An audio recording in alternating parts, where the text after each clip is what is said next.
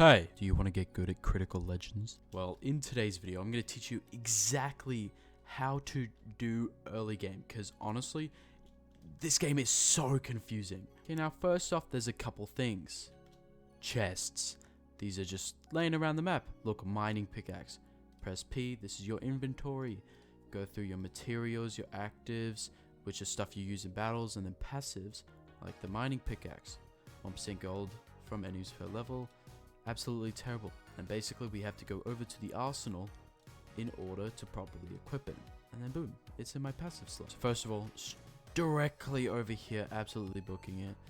Get the rage scroll from that chest in the corner. This is your boy from the future. Just to tell you one thing, don't follow that other guy. Follow me right now. I'm gonna go into a time lapse. You just need to follow where I go and pick up the chest that I say.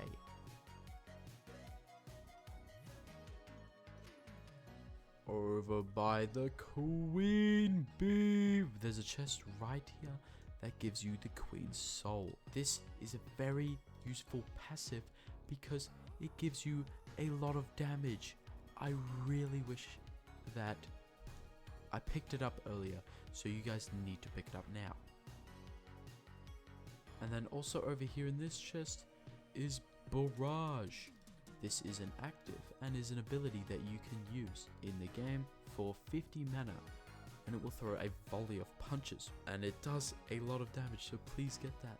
And also behind this glob there is a chest that gives you the Slime King's crown. Also make sure to get this before doing anything, because these three will help you a lot in the early game.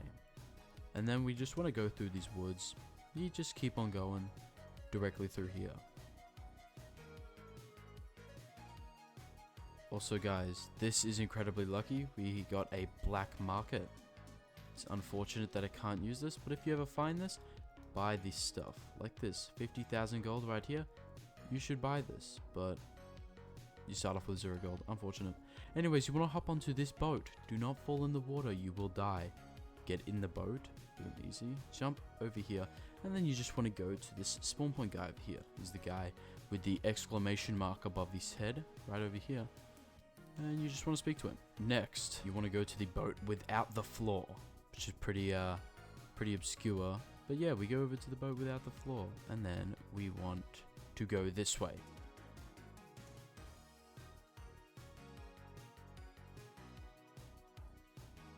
And then we've got here is a chest, which gives you the mana scroll.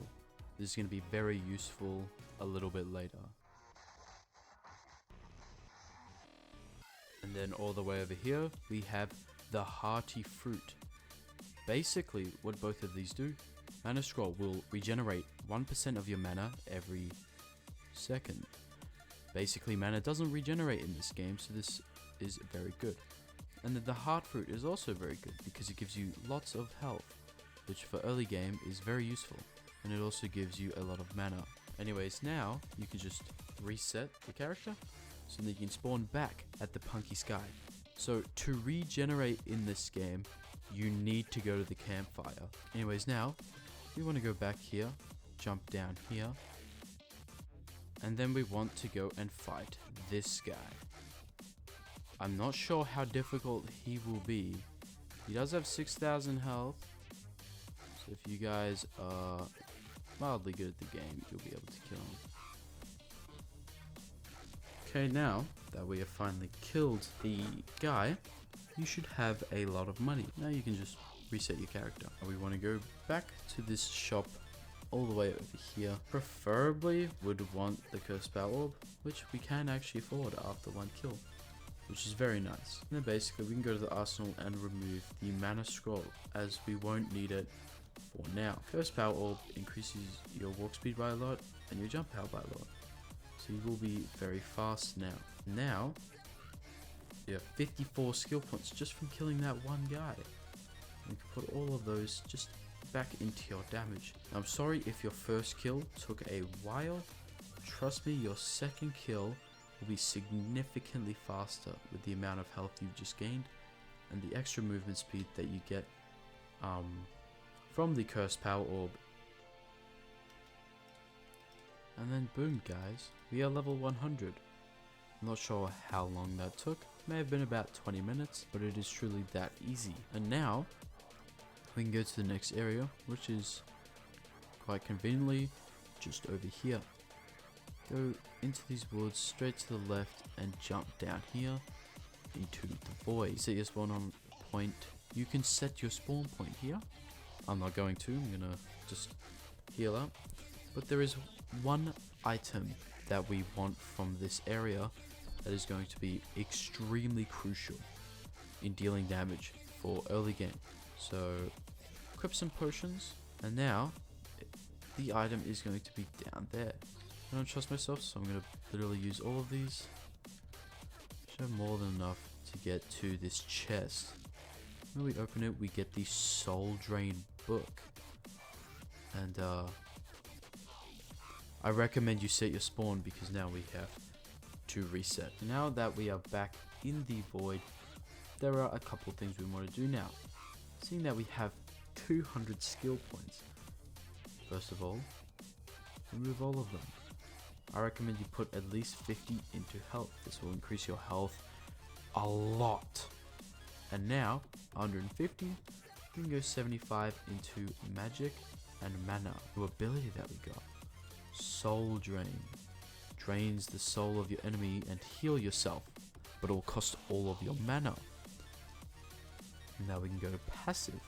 Clear these passives here, and then we can get back the mana scroll, and then most likely we want to go the cursed power orb and the king's crown. And now just check out the damage when we attack one of these enemies.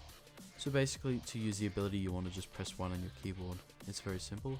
Go up to the enemy, boom, press 1, and he instantly dies. You can just go along here and just one-shot all of these guys. You can see here that we're dealing there 15,500 damage, 12,000 damage there. It does fluctuate, but before we were doing significantly less, and now we're literally way too powerful. And in the time we were talking, I got to level 150, which means we can leave this entire area. Anyways, we can just reset, go all the way back to Punky Sky. We want to go over to the Trading Sky, which is on the far left of all of the boats. And then we just want to go in here, hop out, and then just follow me in the time lapse.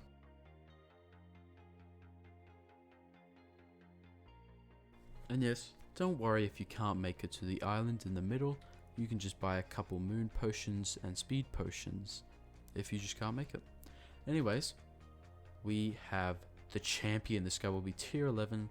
He will have about 75,000 health. He will just be yapping at the start, so you can see the damage number, but he's not going to take any damage. He should start out at 75,000 health, and then boom. And then we just run around and pummel him with attacks. Actually, one thing before you decide to fight this guy, go over to the spawn point guy right over here.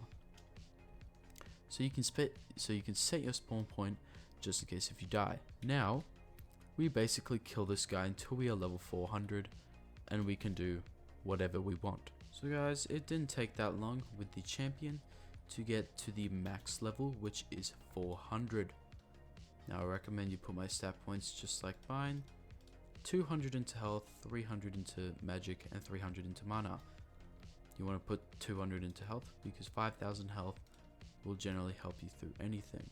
Anyways, once in the void, we can go all the way over here, past these guys, and all the way down there to the end.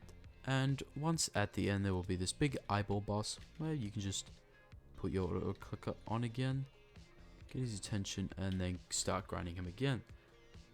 You need a 10% chance drop called the Eternal Flame, and that is basically the thing you use to rebirth. So I hope you guys enjoyed today's video. I hope I helped you out a little bit, because the start of this game I was majorly confused. Now that you're level 400, you can do a lot more stuff. Anyways, see ya.